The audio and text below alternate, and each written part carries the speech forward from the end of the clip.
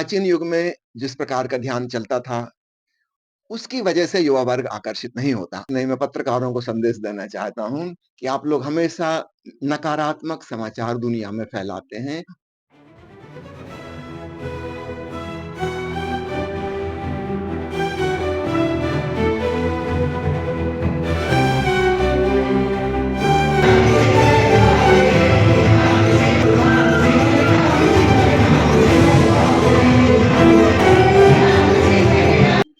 नमस्कार, आपका स्वागत है आपके अपने YouTube चैनल पर, आपका शहर में। आज हमारे साथ एक बहुत ही विशेष और आध्यात्मिक संत मौजूद हैं, ओशो के अनुज। ओशो विचारधारा को जन जन तक पहुंचाने का इस अद्भुत अभियान को लेकर निकले स्वामी शैलेंद्र सरस्वती जी। वो एक संत नहीं थे, एक ऊर्जा, एक क्रांति, एक विचार। ऐसे महान संत ओशो, भगवान रजनीश, जिनके विचार इस दुनिया को काफी प्रभावित किए, सारी दुनिया को चेतना की नई रोशनी दी। ओशो एक ऐसा नाम जिसने लाखों जीवन को छुआ, और आज उन्हीं ओशो के अनुज स्वामी शैलेंद्र सरस्वती जी लेकर निकले हैं उनके आज उन्हीं ओशो के अनुज स्वामी शैलेंद्र सरस्वती जी लेकर निकले हैं ओशो का संदेश, गांव गांव, शहर शहर। आइए मिलते हैं उस आत्मा से जिसने ओशो को न सिर्फ पढ़ा बल्कि जिया है, महसूस किया है, और आज उसी अनुभव को वो दुनिया में बांट रहे हैं। आइए मिलते हैं स्वामी शैलेंद्र सरस्वती से।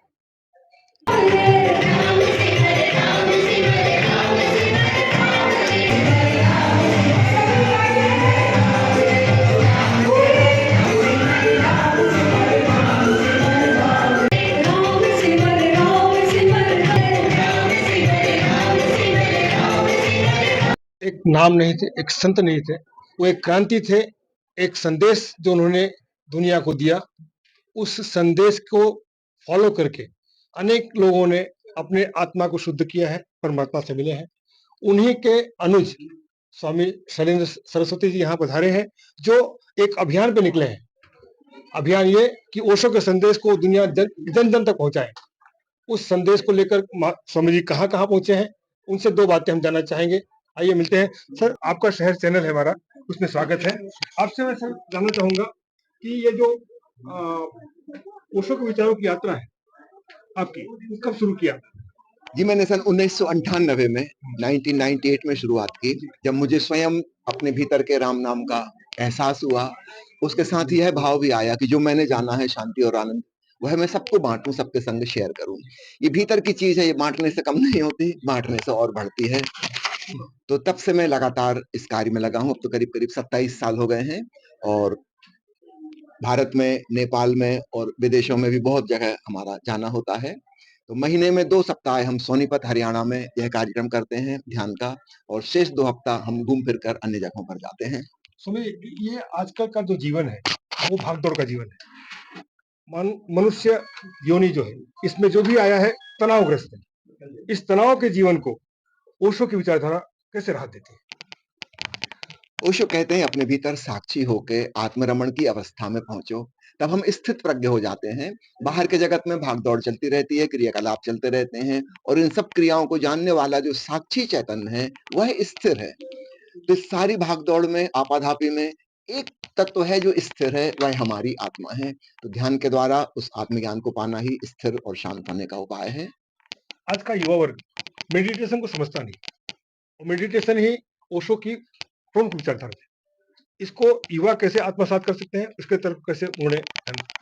देखिए, प्राचीन युग में जिस प्रकार का ध्यान चलता था, उसकी वजह से युवा वर्ग आकर्षित नहीं होता। अभी ओशो की बात उन तक नहीं पहुंची है, जिस दिन पहुंचेगी निश्चित रूप से आकर्षित होंगे। पुराने जमाने में समझा जाता था कि एकाग्रता ध्यान है, कंसंट्रेशन इज मेडिटेशन। अब कंसंट्रेट करना हमारे मन की प्रवृत्ति नहीं है। हमारा चित्त स्वाभाविक रूप से चंचल है, वो एक विषय पर नहीं टिकता। अगर हम समझेंगे कि ध्यान यानी एकाग्रता, तो हम करते करते असफल हो जाएंगे, बारंबार हम हताश होंगे, धीरे धीरे हम ध्यान करना छोड़ देंगे कि हमसे नहीं बनता, शायद हम पापी हैं, पिछले जन्मों के कुछ दुष्कर्म किए होंगे, हमको नहीं होता। दूसरी गलतफहमी ध्यान के बारे में विशेषकर पश्चिमी दुनिया में फैली है, साइकोलॉजिस्ट के द्वारा, हिप्नोटिस्ट के द्वारा, वे कहते हैं visualisation is meditation. This is another wrong information. तो ना तो कंसंट्रेट करना है, ना विजुअलाइज करना है, क्योंकि कल्पना करना और एकाग्रता करना दोनों मन की क्रियाएं हैं। और ओशो जिसे ध्यान कहते हैं वह है मन के पाद की अवस्था। वह कोई क्रिया नहीं है, वह एक अवस्था है जिसमें हम बिल्कुल विश्राम पूर्ण तरीके से हो सकते हैं। तो सरल से सरल शब्दों में मैं कहना चाहूंगा ओशो की भाषा में ध्यान यानी निष्क्रिय जागरूकता, पैसिव अवेयरनेस, रिलैक्स्ड, एक लविंग अवेयरनेस। इसको तो हर कोई कर सकता है और जो करेगा वो इसमें तुरंत सफल हो जाएगा। जब इसके परिणाम होंगे तो उसको बारंबार करना चाहेगा। तो आप पत्रकारों का, मीडिया वालों का कर्तव्य है कि ओशो की सही बात को दुनिया तक पहुंचाएं, और तब आप देखेंगे असंख्य लोग, यहाँ तक कि नास्तिक भी, जो आस्तिक भी नहीं है, ईश्वर को भी नहीं मानते, क्योंकि इस रिलैक्स अवेयरनेस में किसी मान्यता की आवश्यकता नहीं है। हर कोई इसमें उत्सुक होगा। ऐसा कौन आदमी है जो शांति नहीं चाहता, जो आनंद नहीं चाहता? आप ओशो के काफी करीब रहे, उनके साथ में बिताया हुआ कुछ पल जो आप बार बार याद करते हो, उसको याद करके आपको खुशी मिलती है। अभी अभी आपने ध्यान की बात की तो मुझे वही पल याद आया इस क्षण तुरंत। जब मैं करीब 7 साल का था, जबलपुर में एक एग्रीकल्चर यूनिवर्सिटी है, वहां पर ओशो का प्रथम ध्यान शिविर आयोजित हुआ था और मुझे सौभाग्य मिला उसमें जाने का। उस छोटी उम्र में मुझे बड़ी बड़ी बातें तो समझ नहीं आती थी, प्रवचन में वो क्या कह रहे हैं मुझे समझ नहीं आता था, लेकिन वो ध्यान कराते थे सुबह भी और शाम को भी 2 बार। उसमें गहराई मिल जाती थी। वो कहते भाव करो शरीर शिथिल हो रहा है, फिर कहते कि देखो सांस धीमी हो रही है, अपनी तरफ से कुछ नहीं करना, चुपचाप देखो, देखते देखते सांस धीमी हो जाएगी, हो जाती। फिर वो कहते अब देखो मन शांत हो रहा है। मैं 7 साल का था, उस समय मन में इतने विचार ही नहीं थे, स्वाभाविक रूप से शांत होते ही था, तो तुरंत वह बात पकड़ में आ जाती कि मन शांत हो रहा है। फिर ओशो कहते हैं भाव करो स्वीकार का, जो भी है, मानो कि कौए ने आवाज की, तो कोई विरोध ना हो हमारे भीतर से, हम उसको स्वीकार करें कि कौआ है तो आवाज करेगा। सूरज की धूप तेज हो गई है, गर्मी लग रही है, चेहरे पे पसीना आ गया है, स्वीकार करो कि ऐसा है, और हम पाएंगे एक अद्भुत शांति भीतर अवतरित होने लगी। और अंत में ओशो कहते कि अब गौर से सुनो।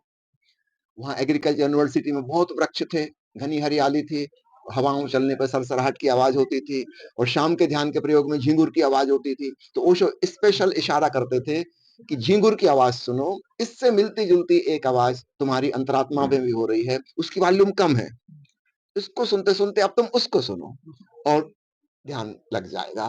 तो उस छोटी उम्र में मुझे यह घटना खूब आसानी से घटी। तो ओशो के संदर्भ में यह सबसे ज्यादा स्मरणीय मेरे जीवन में है। आजकल आप जो यात्रा करते जा रहे हैं, उसमें आपने क्या महसूस किया कि लोग उसको कैसे अपने आप को जोड़ते हैं, और इस अभियान का अगला पड़ाव क्या है? हम जिस यात्रा पर निकले हैं, ये एक शेयर करने की यात्रा है। हमें कुछ मिला है अपने प्यारे सदगुरु ओशो से, उसी को हम बांट रहे हैं। जिस ढंग से हम वह बात पहुंचा सकें लोगों तक पहुंचा रहे हैं, और इसमें हमें बहुत संतोष और आनंद मिलता है। सवाल ये नहीं है कि 100 लोग सुनने आए, कि 1000 आए, कि एक आया, है ना? हमको देने में, बांटने में मजा आ रहा है, शेयर करने में मजा आ रहा है। इसलिए हमारा संतोष, हमारा जो कंटेंटमेंट है वो दूसरे पे निर्भर नहीं है।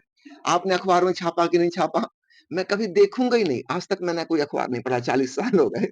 आपकी न्यूज जो आएगी मैं कभी नहीं सुनूंगा। मैं अपना वचन क्यों सुनूं? मैंने ही तो बोला, मुझे तो पता ही है मैंने क्या बोला है। मेरा रस उसमें नहीं है, लेकिन लोगों तक बात पहुंच रही है और मैं पाता हूं कि मेरे अंदर बहुत संतोष का अनुभव होता है। अंत में संदेश दे दीजिए कुछ हमारे श्रोता को। श्रोताओं को संदेश नहीं, मैं पत्रकारों को संदेश देना चाहता हूं कि आप लोग हमेशा नकारात्मक समाचार दुनिया में फैलाते हैं और इससे बहुत नेगेटिविटी पैदा करते हैं। थोड़ी कृपा करें दुनिया पे, अपना स्वार्थ ना देखें कि आपकी संख्या बढ़े देखने वालों की, लोगों का थोड़ा ख्याल रखें, उनका मंगल हो, अच्छे समाचार फैलाइए, शुभ, सत्यम शिवम सुंदरम जहां घटित हो रहा है थोड़ी उसकी बात कीजिए। दुनिया में केवल बुरे बुरे लोग नहीं हैं, मैं इनकार नहीं कर रहा हूं कि बुरे लोग नहीं है, हैं, लेकिन उनकी गिनती 1-2% से ज्यादा नहीं है। आप उन पर फोकस करा देते हैं सबको, और उससे और नेगेटिविटी भड़कती है। 98%, 99% दुनिया में अच्छे लोग हैं, उनकी वजह से दुनिया चल रही है। आप उनको उजागर कीजिए, दुनिया में बहुत कुछ अच्छे कार्य हो रहे हैं, सबको वह बताइए, तब आप पाएंगे हम इस धरती पर एक स्वर्ग बसा सकते हैं। धन्यवाद। सत्य तक कोई रास्ता नहीं जाता, क्योंकि सत्य ही रास्ता है। स्वामी शरण सरस्वती जी के शब्दों में, शब्द जिसे सुनना नहीं, महसूस करना होता है। अगर आपको भी ओशो के विचारों से जुड़ाव महसूस हुआ हो तो इस संदेश को आगे बढ़ाएं, शब्दों को सीमित न रहने दें, उन्हें उड़ने दीजिए चेतना तक। आप देख रहे थे आपका शहर। फिर मिलेंगे एक और प्रेरक यात्रा में। तब तक के लिए नमस्ते, ध्यान और प्रेम। राम राम। ओशो ओशो।